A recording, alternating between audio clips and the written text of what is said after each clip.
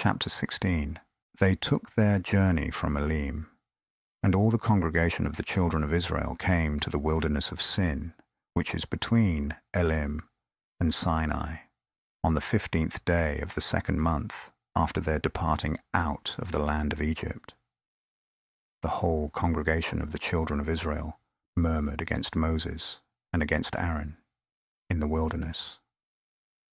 And the children of Israel said to them, "We wish that we had died by the hand of Yahweh in the land of Egypt, when we sat by the meat pots, when we ate our fill of bread, for you have brought us out into this wilderness to kill this whole assembly with hunger." Then Yahweh said to Moses, "Behold, I will rain bread from the sky for you, and the people shall go out and gather a day's portion every day, that I may test them, whether they will walk in my law or not. It shall come to pass on the 6th day that they shall prepare that which they bring in, and it shall be twice as much as they gather daily."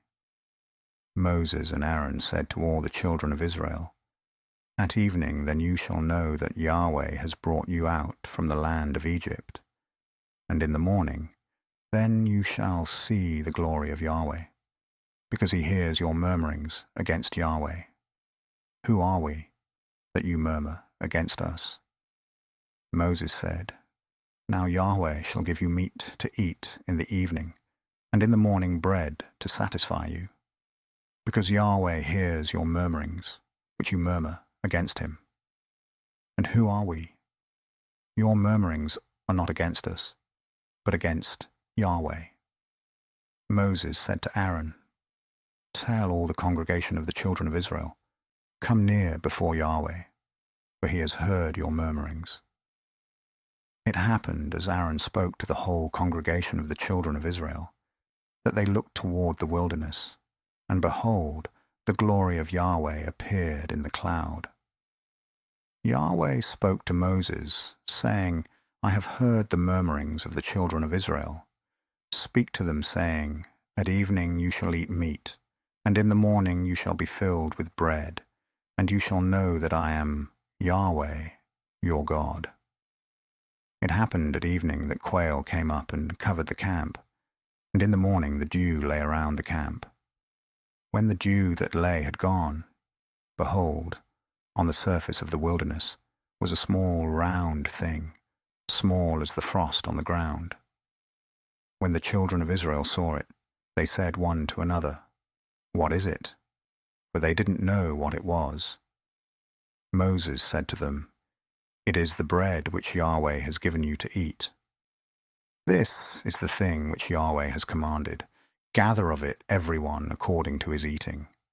An omer ahead, according to the number of your persons, you shall take it, every man for those who are in his tent."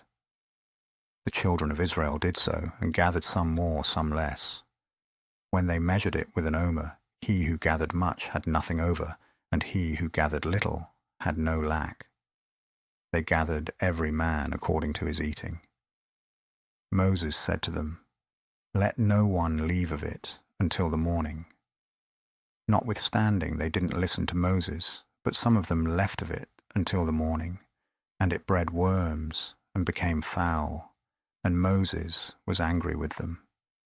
They gathered it morning by morning, everyone according to his eating. When the sun grew hot, it melted. It happened that on the 6th day they gathered twice as much bread, 2 omers for each one. And all the rulers of the congregation came and told Moses.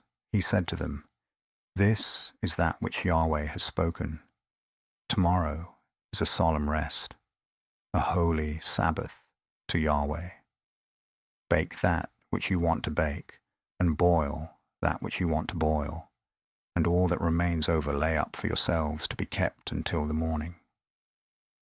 They laid it up until the morning, as Moses asked, and it didn't become foul, neither was there any worm in it. Moses said, "Eat that today, for today is a Sabbath to Yahweh. Today you shall not find it in the field.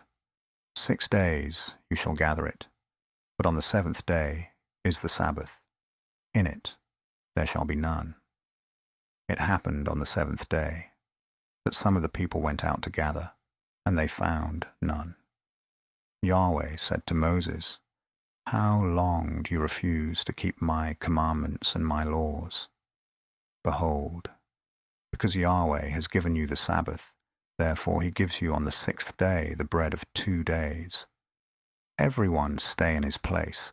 Let no one go out of his place on the seventh day." So the people rested on the seventh day. The house of Israel called its name manna, and it was like coriander seed, white, and its taste was like wafers with honey. Moses said, "This is the thing which Yahweh has commanded. Let an omer full of it be kept throughout your generations, that they may see the bread with which I fed you in the wilderness, when I brought you forth from the land of Egypt." Moses said to Aaron, "Take a pot and put an omer full of manna in it, and lay it up before Yahweh, to be kept throughout your generations." As Yahweh commanded Moses, so Aaron laid it up before the testimony, to be kept. The children of Israel ate the manna 40 years, until they came to an inhabited land. They ate the manna until they came to the borders of the land of Canaan. Now an omer is the 10th part of an ephah. Chapter 17. All the congregation of the children of Israel traveled from the wilderness of Sin by their journeys, according to Yahweh's commandment, and encamped in Rephidim. But there was no water for the people to drink. Therefore the people quarreled with Moses and said, "Give us water to drink." Moses said to them, "Why do you quarrel with me? Why do you test Yahweh?" The people were thirsty for water there, and the people murmured against Moses and said, "Why have you brought us up out of Egypt, to kill us, our children, and our livestock, with thirst?" Moses cried to Yahweh, saying, "What shall I do with these people? They are almost ready to stone me."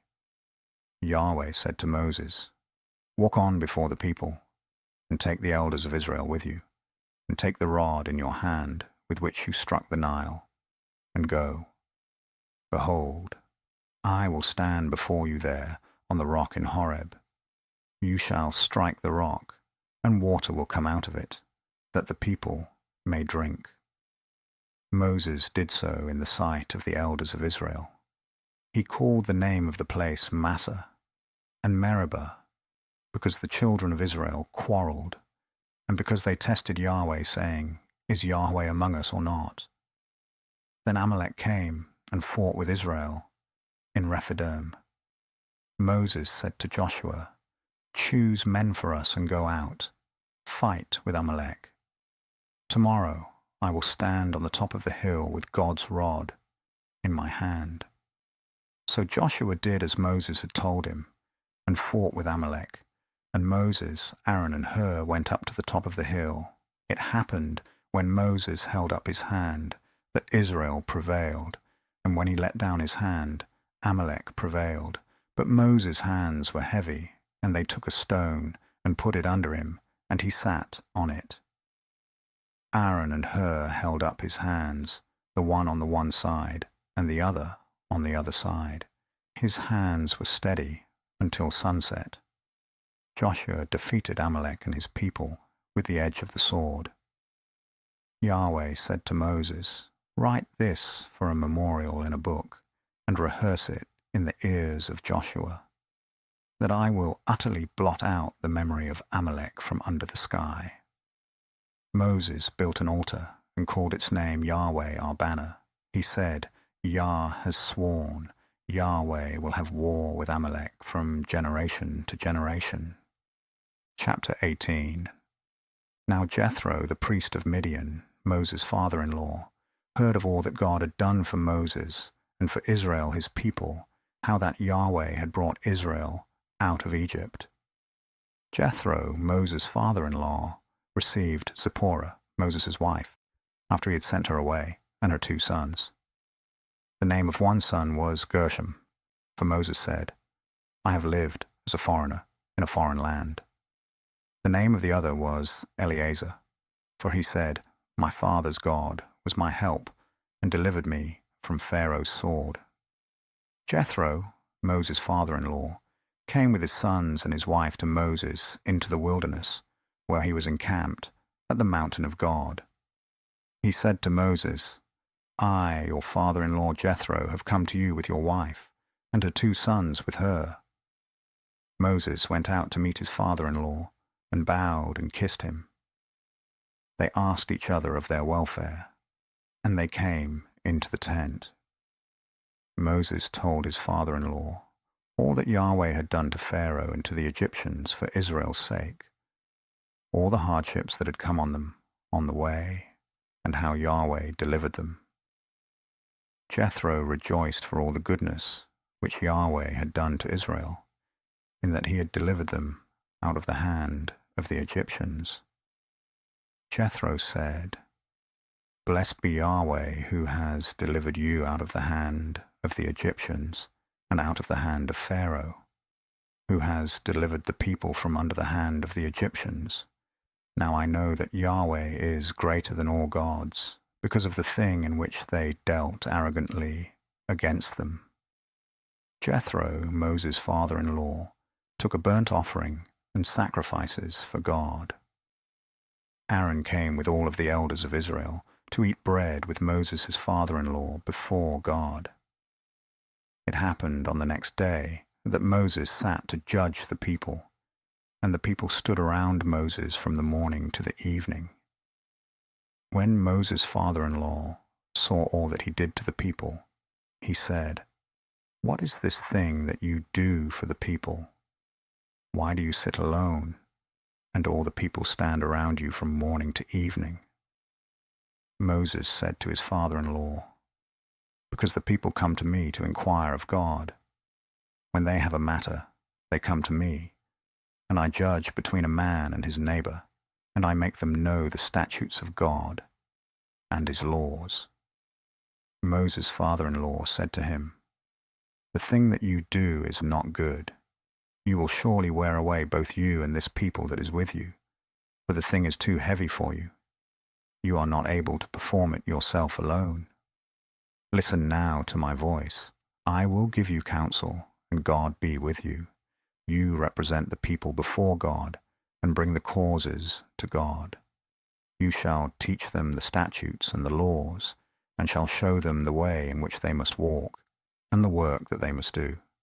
Moreover, you shall provide out of all the people able men, such as fear God, men of truth, hating unjust gain, and place such over them to be rulers of thousands, rulers of hundreds, rulers of 50s, and rulers of 10s. Let them judge the people at all times. It shall be that every great matter they shall bring to you, but every small matter they shall judge themselves.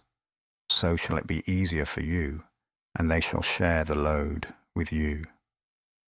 If you will do this thing, and God commands you so, then you will be able to endure, and all of these people also will go to their place in peace. So Moses listened to the voice of his father-in-law, and did all that he had said. Moses chose able men out of all Israel, and made them heads over the people, rulers of thousands, rulers of hundreds, rulers of 50s, and rulers of 10s. They judged the people at all times. They brought the hard causes to Moses, but every small matter they judged themselves.